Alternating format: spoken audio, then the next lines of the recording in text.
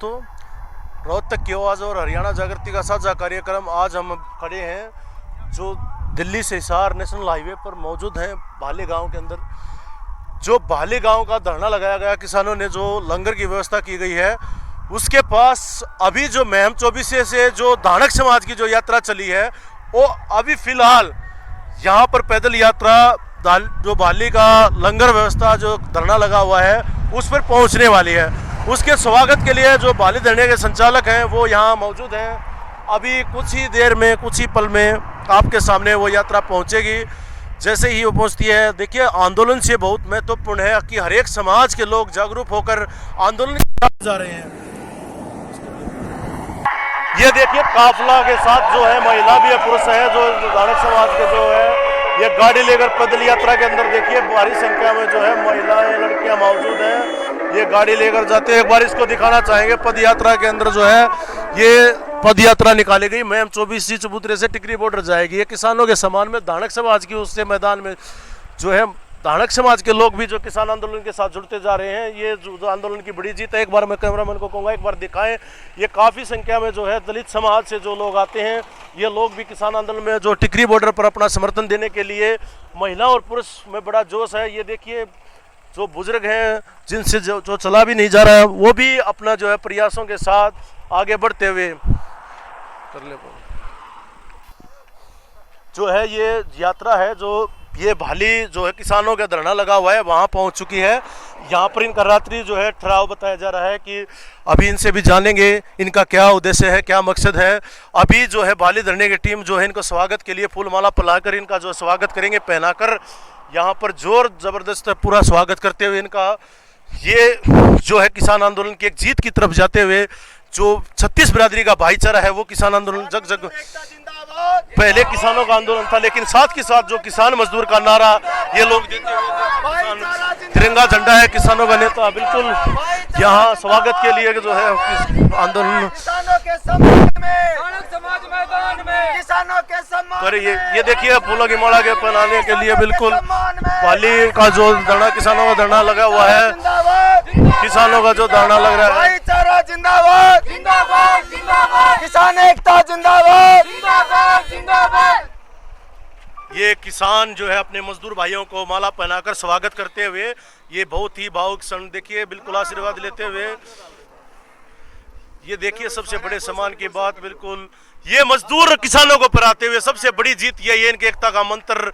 किसानों ने मजदूरों को, मजदूरों ने किसानों को आपसी भाईचारा की यह मिसाल देखिए। बिल्कुल देखिए कितना प्यार है, कितना सम्मानित कर रहे हैं। अब इनसे लोगों से जान लेते हैं ये यात्रा। ये देखिए बिल्कुल, ये देखिए किसान मजदूर आपस में भाईचारे की मिसाल। साथ में महिलाएं फूलमाला पहनाकर इनका स्वागत करते हुए ये दिखा रहे हैं आपको। बिल्कुल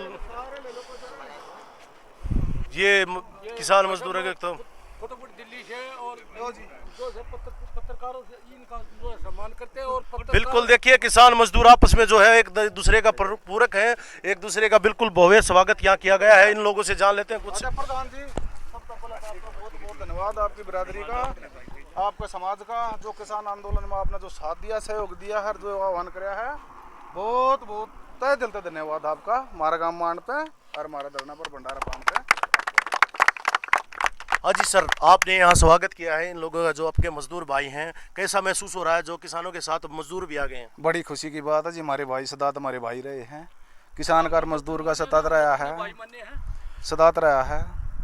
जो ये नारा लगता था किसान मजदूर एकता, आज ये कहीं ना कहीं सक्सेसफुल होती जा रही है, सफल होती जा रही है। बिल्कुल ये तो सफल होती जा रही नहीं जी, होगी। हमारे भाई हमारे साथ में आ गए, ये हमारी कमी थी जो हमने, हमारे भाई थोड़े है लेट हो गया है, अरे अपने आप को जागरूक होकर आगे, तो कितनी खुशी की बात है, बड़ी खुशी की बात है। हमारे साथ कुछ मजदूर जो समाज के लोग भी हैं, इनसे भी जान लेते हैं कि कैसे ये सोचा कि किसानों के जो समर्थन में एक यात्रा निकाली जाए। नमस्कार सर। नमस्कार जी, क्या नाम है सर? मेरा नाम कुलदीप खासा और मैं राष्ट्रीय अध्यक्ष हूँ कबीर समाज जागृति मंच का। और इस यात्रा का मकसद सिर्फ एक है कि किसान जो भाई हमारे 7 महीने से बॉर्डर पे बैठे हैं और ये गूंगी बहरी सरकार जो उनकी अनदेखी कर रही है। हमने देखा कि सरकार ने आज तक इतना समय कभी नहीं लिया कोई भी निर्णय लगाने में। जिनके हकों के लिए वो कानून बनाया और वो खुश नहीं है तो उस कानून का हम क्या चाटेंगे। क्या करना हम उन कानूनों का?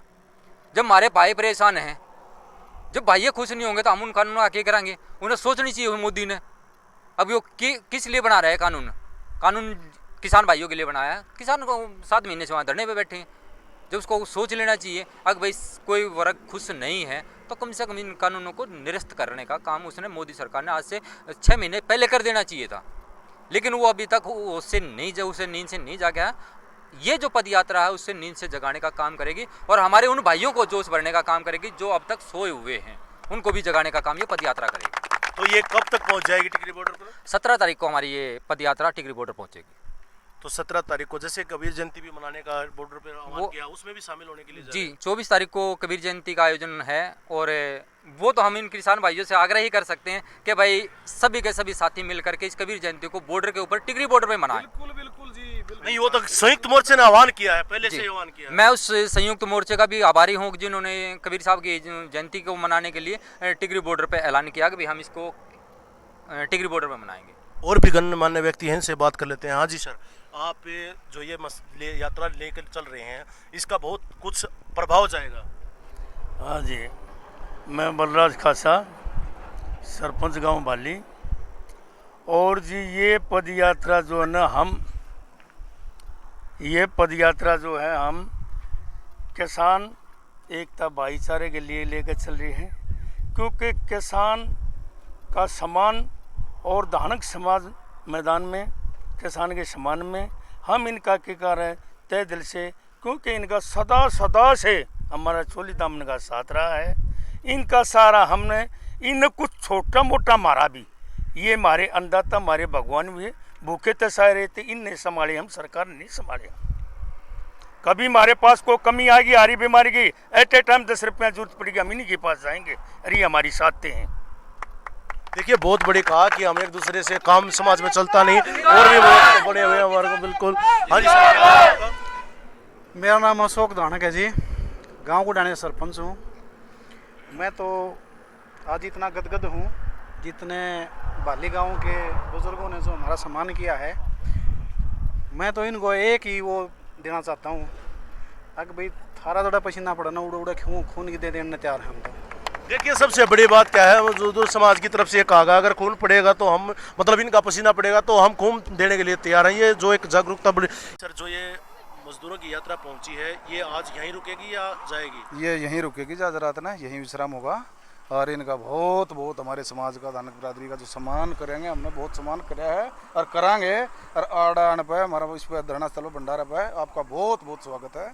बहुत बहुत धन्यवाद जी आपका, बहुत बहुत।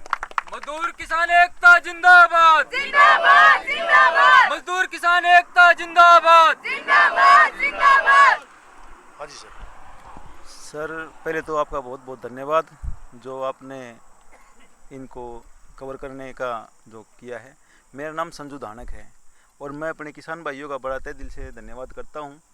पर जिन बाबा साहब अम्बेडकर ने कहा था कि जिस कौम ने अपना इतिहास नहीं पढ़ा वो कभी इतिहास नहीं लिख सकती। हमारे वर्ग जो थे वो क्रांतिकारी रहे हैं। उन्होंने राजा महाराजाओं को राज से गिराया भी है और राज पर चढ़ाया भी है, जिन्होंने इतिहास पढ़ा है।